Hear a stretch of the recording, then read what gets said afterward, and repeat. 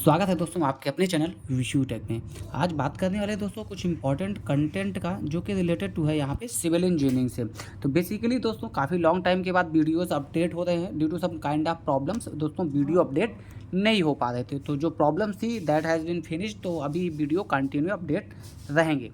तो आज हम लोग जो डिस्कस करने वाले हैं टॉपिक्स के बारे में, उसके बारे में सबसे पहले यहाँ पे बात करेंगे दोस्तों आयरन के बारे में। कौन कौन से टाइप के आयरन्स होते हैं और उनकी क्या सीमेंट जो हम लोगों के कार्बन कंपोनेंट की परसेंटेज होती है वो क्या होती है।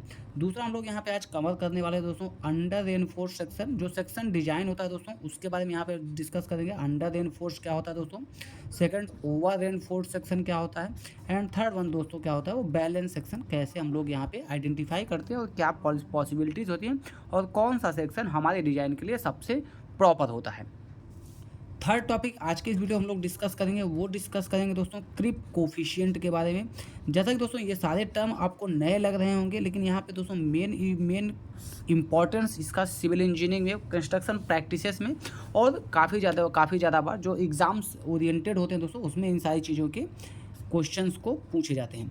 तो चलिए स्टार्ट करते हैं सबसे पहले टॉपिक अपने आयरन से। तो सबसे पहले यहाँ पे बात करते हैं दोस्तों आयरन जो होते हैं उसको चार टाइप में यहाँ पे डिवाइड किया गया है। पहला जो होता है दोस्तों वो कौन सा आयरन होता है, वो ब्रॉड आयरन होता है। तो यहाँ पे दोस्तों पहला जो होता है वो ब्रॉड आयरन होता है।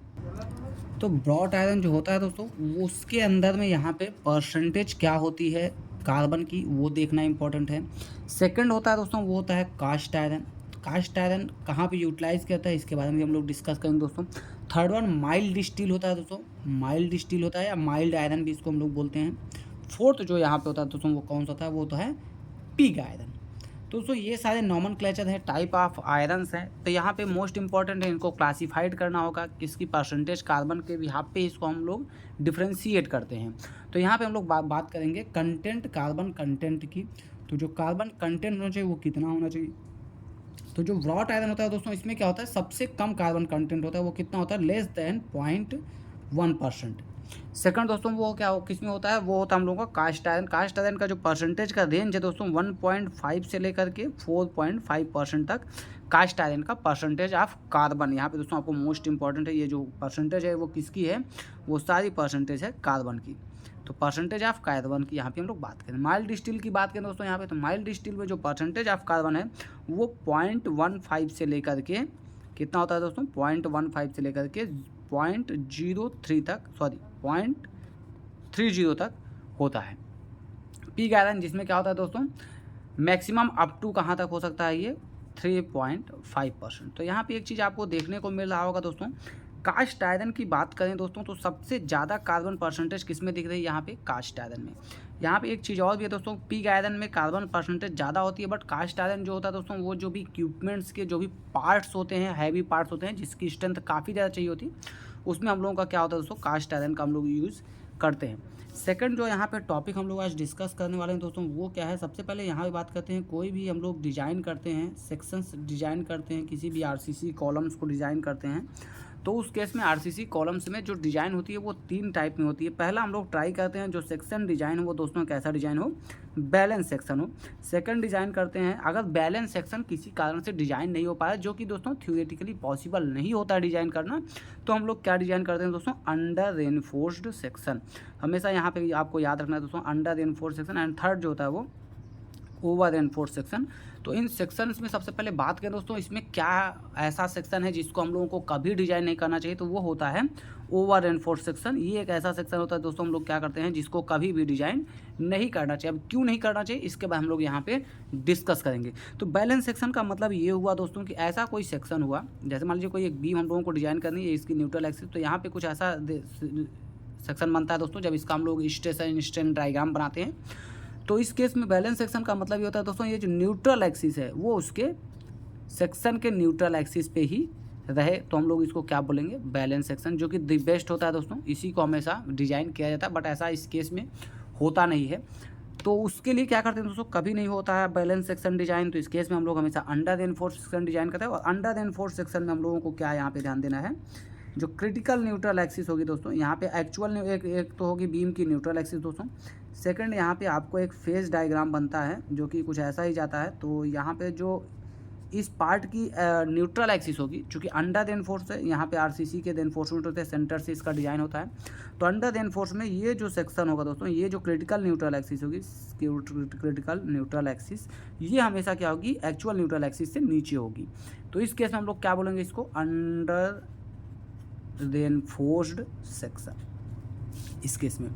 अब ओवर एनफोर्स की बात करें तो दोस्तों जस्ट इसका अपोजिट हो जाता है। हम लोगों का ये जो स्टेन डायग्राम बनता है, स्टेन ये जो होता है क्रिटिकल न्यूट्रल एक्सिस क्या होती है दोस्तों, वो चली जाती है एक्चुअल न्यूट्रल एक्सिस के ऊपर। तो ये हो जाता है हम लोगों का ओवर एनफोर्स सेक्शन। अब प्रॉब्लम्स क्या होती हैं उसके बाद हम लोग यहाँ पे बात करते हैं। जैसे दोस्तों क्या होता है अंडर द एनफोर्स सेक्शन, जैसा कि इसको नाम से आपको पता चल रहा है दोस्तों कि अंडर द एनफोर्स सेक्शंस में यहाँ पे सबसे अंडर मतलब रेनफोर्समेंट जो है दोस्तों वो क्या है, वो कम है, रेनफोर्समेंट कम है। तो रेनफोर्समेंट्स अगर यहाँ पे कम है दोस्तों, तो उस केस में क्या होगा दोस्तों कि जब रेनफोर्समेंट्स कम होगा तो पहले जो अपनी स्ट्रेस जब जनरेट होगा किसी भी स्ट्रक्चर पे, जब यहाँ पे कोई लोड अप्लाई होगा दोस्तों, तो यहाँ पे जो रेनफोर्समेंट रहेगी, मान लीजिए दोस्तों ये कोई स्टील रेनफोर्समेंट है, तो ये रेनफोर्समेंट अगर कम है तो कंक्रीट ज़्यादा है, तो जो कंक्रीट लोड ले रहा है वो तो लोड लेगा दोस्तों। साथ में रेनफोर्समेंट कम होने की वजह से क्या होगा, कंक्रीट के बजाय रेनफोर्समेंट में पहले स्ट्रेस ज़्यादा जनरेट हो जाएगी, कम रहेगा, जो जिस पे कम रहेगा, यहाँ पे कोई लोड अप्लाई करते हो तो स्ट्रेस जो ज़्यादा जनरेट होगी वो किस पे होगी, वो होगी यहाँ पे रीबार पे।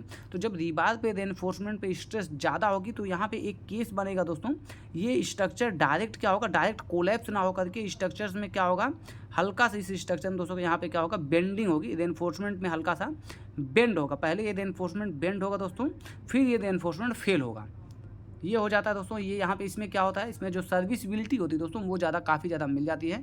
तो सर्विसबिलिटी का मतलब ये हो दोस्तों, अगर कोई स्ट्रक्चर अंडर एनफोर्स्ड है और किसी कारण से उसमें कुछ डिफॉर्मेशन हो रहा है तो आपको टाइम रहेगा, जो भी उसमें लोग रह रहे हैं उनको बाहर निकलने का या उस स्ट्रक्चर्स की रिपेयर करने का टाइम रहता है। क्योंकि यहाँ पे दोस्तों क्या होता है, स्टील जो होती है पहले स्ट्रेस लेकर के क्या करती है, डिफॉर्मेशन जनरेट कर देती है। बट यहाँ पे जब ओवर रेनफोर्स सेक्शन होता है दोस्तों, ओवर रेनफोर्स सेक्शन में अगर हम यहाँ पे बात करते हैं तो ओवर रेनफोर्स सेक्शन में जब रेनफोर्समेंट बहुत ज़्यादा है, यहाँ पे जब रेनफोर्समेंट्स बहुत ज़्यादा है और कंक्रीट्स के पार्टिकल्स कम हैं, तो उस केस में क्या होगा दोस्तों कि ये जो पहले स्ट्रेस जनरेट होगी वो किस में होगी, कंक्रीट में होगी। तो जब पहले कंक्रीट में स्ट्रेस जनरेट, चूँकि कंक्रीट क्या होता है तो एक सिंगल कंपोनेंट नहीं होता है, वो क्या होता है, बाइंडिंग कंपोनेंट होता है, जो कि सीमेंट्स के कंपोनेंट्स के साथ में बाइंडिंग होकर के एग्रीगेट सीमेंट एंड सैंड का कंपोनेंट होता है। जब इस पे जनरेट होगा पहले स्ट्रेस तो क्या होगा, ये टूटना चालू कर देगा।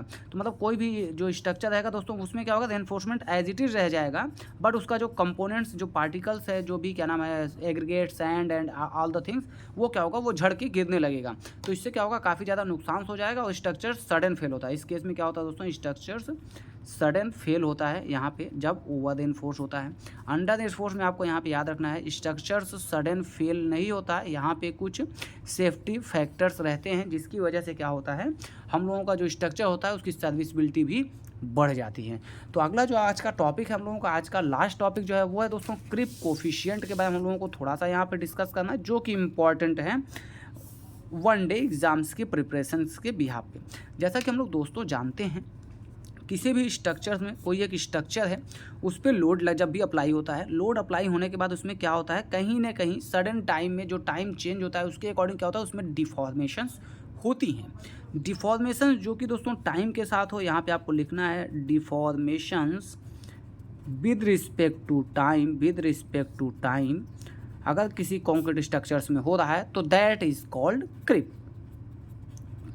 बोलते हैं हम इसको बोलते हैं कि हम लोगों का जो स्ट्रक्चर है वो क्रिप हो गया है, उसमें थोड़ा सा बकलिंग आ गई या थोड़ा सा उसमें कुछ दरार टाइप की दिख रही है।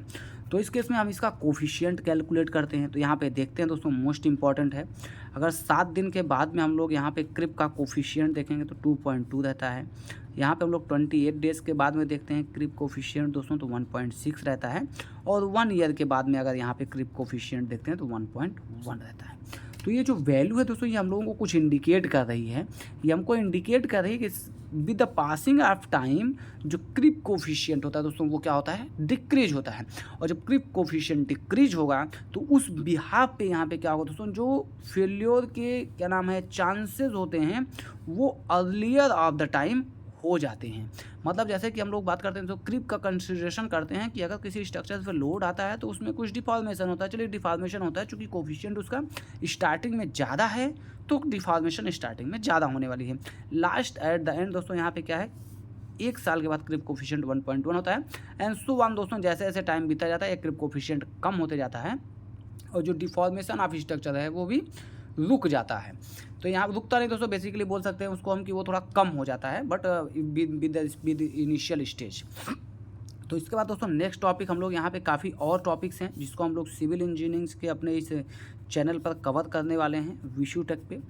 तो आपको कोई डाउट है अभी तक के इस वीडियो में दोस्तों तो प्लीज़ कमेंट करें, please comment on that particular video. कुछ कंपोनेंट्स में कोई प्रॉब्लम्स है या कुछ नए टॉपिक्स पे आपको वीडियो चाहिए तो please update me on by your comments. पहली बार चैनल पे विजिट करें तो प्लीज़ लाइक करें, शेयर करें हमारे इस वीडियो को दूसरे सिविल इंजीनियरिंग या अदर इंजीनियरिंग लोगों से जिसको भी बेनिफिशियल हो सके। And thanks for watching this video, thanks for your precious time, thank you so much.